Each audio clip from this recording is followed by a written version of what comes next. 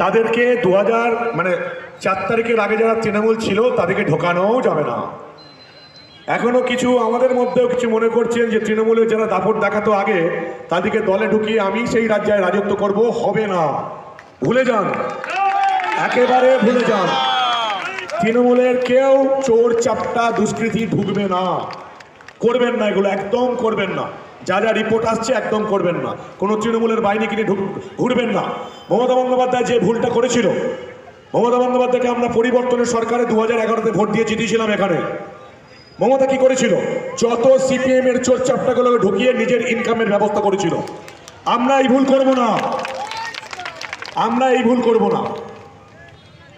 ফলে মারধর করবেন না, যা যা করার সেগুলো বুঝতেই পারছেন।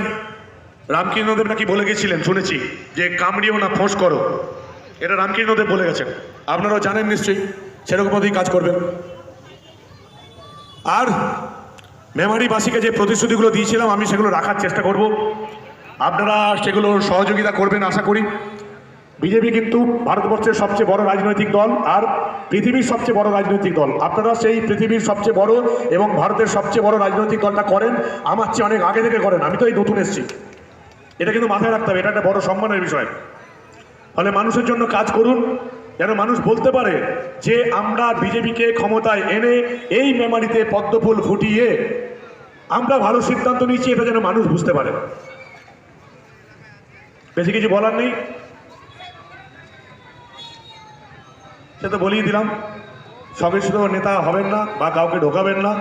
আমরা তৃণমূলের কোনো কালপিটকে আমরা কিন্তু এখানে বিজেপিতে ঢোকাবো না, খুব পরিষ্কার কথা। ভালো থাকবেন আপনারা, নিজের এলাকায় কাজ